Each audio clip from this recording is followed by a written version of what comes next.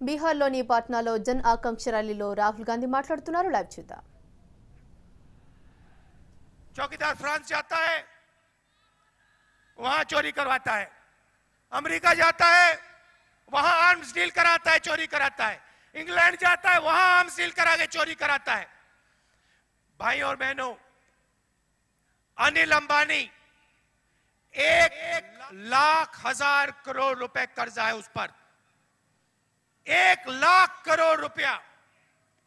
मतलब जितना पैसा अनिल अंबानी ने लिया उससे आप देश में 3 मनरेगा चला सकते हो. 3 बार आप हिंदुस्तान के मजदूरों को रोजगार दे सकते हो. उतना पैसा अनिल अंबानी स्वयं ले गया उठा के. एचएएल को कांग्रेस पार्टी ने कॉन्ट्रैक्ट दिया था. कांग्रेस पार्टी ने फ्रांस की सरकार से साफ कह दिया था, देखिए राफेल हवाई जहाज अच्छा है, 126 हवाई जहाज चाहिए, 526 करोड़ रुपए एक हवाई जहाज के लिए देंगे. और हिंदुस्तान एरोनॉटिकल लिमिटेड को कॉन्ट्रैक्ट मिलेगा. हवाई जहाज हिंदुस्तान में बनेगा. बिहार के युवाओं को फायदा होगा, कर्नाटक के युवाओं को फायदा होगा, ओडिशा के युवाओं को फायदा होगा, उत्तर प्रदेश के युवाओं को फायदा होगा. पूरा मामला तैयार था. 126 हवाई जहाज मिलने थे.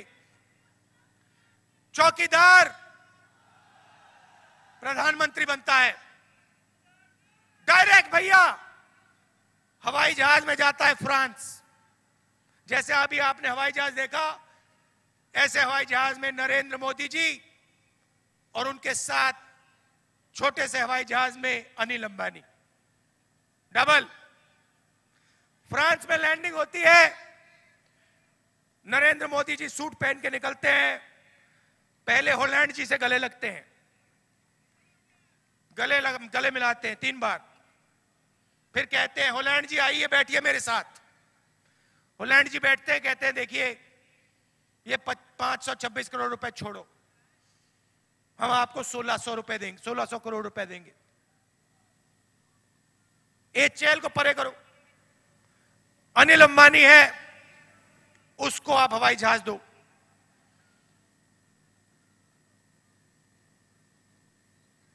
राफेल हवाई जहाज का कॉन्ट्रैक्ट चाहिए ना? हां चाहिए साहब. तो अनिल अंबानी को दिलवाओ, नहीं तो आपको नहीं मिलने वाला. मेरा नाम नरेंद्र मोदी है, मैं हिंदुस्तान का प्रधानमंत्री हूं, मैं डिसीजन मेकर हूं, मैं काम करूंगा, मगर अनिल अंबानी को दे देना. नरेंद्र मोदी जी वापस आते हैं. पर्रिकर जी कहते हैं भैया मुझे नहीं मालूम, नए कॉन्ट्रैक्ट के बारे में मुझे नहीं मालूम, मैं नहीं जानता. हिंदुस्तान के एयरफोर्स के लोग कहते हैं भैया ये क्या कर दिया, 8 साल से हम लगे हुए हैं. 526 करोड़ रुपए का हवाई जहाज, देखो हवाई जहाज जा रहा है. ऐसे गए थे नरेंद्र मोदी, जंबो जेट में फ्रांस गए थे. 30,000 करोड़ रुपए अनिल अंबानी की जेब में डाला. 17 रुपए हिंदुस्तान के किसान की जेब में डालते हैं. शर्म की बात है. 30,000 करोड़ रुपए उसकी जेब में, 17 रुपए हिंदुस्तान के किसान की जेब में. 3.5 रुपए एक व्यक्ति, परिवार के एक व्यक्ति को. चौकीदार चोर है, पूरा देश जानता है. बिहार आते हैं और आप अपनी जगह पहचानिए. आपको अपनी जगह नहीं भूलनी.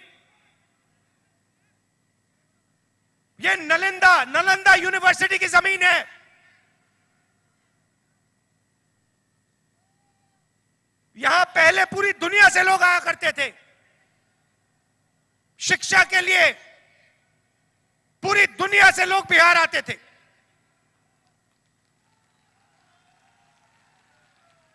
आप अगर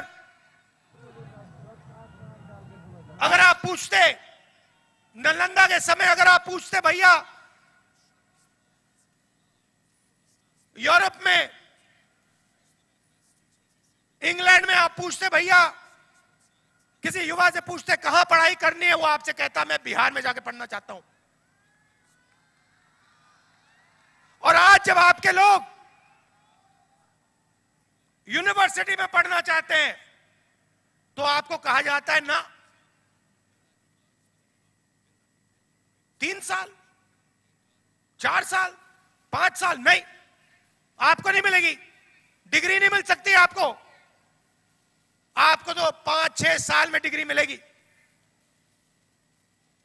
यूनिवर्सिटीज में प्रोफेसर नहीं है, पूरा ढांचा बंद पड़ा हुआ है। पटना यूनिवर्सिटी, नहीं, आप थोड़ा जोर से बोलो क्योंकि आपका काम है वो पूरा करना है। पटना यूनिवर्सिटी जो पूरे देश को रास्ता दिखाती थी,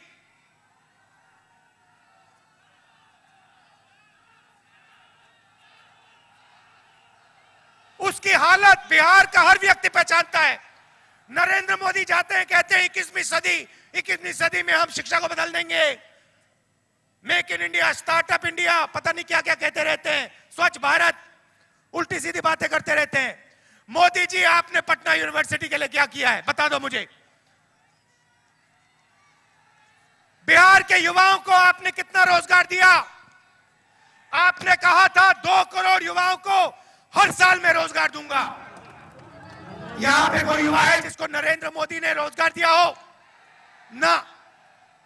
देखिए, मैंने वहां पे वायदा किया था छत्तीसगढ़, मध्य प्रदेश, राजस्थान में 10 दिन के अंदर कर्जा माफ हो जाएगा। अब आप एक वायदा सुन लीजिए, पटना की जनता सुन लीजिए, मैं झूठ नहीं बोलता हूं।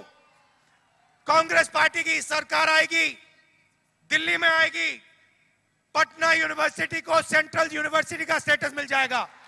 ले आओ।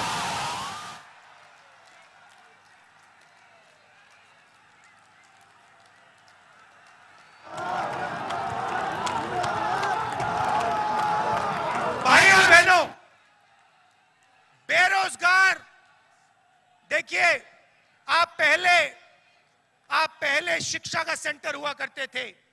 नालंदा यूनिवर्सिटी पूरी दुनिया में मशहूर, पटना यूनिवर्सिटी हिंदुस्तान में मशहूर, सब लोग यहां आना चाहते थे।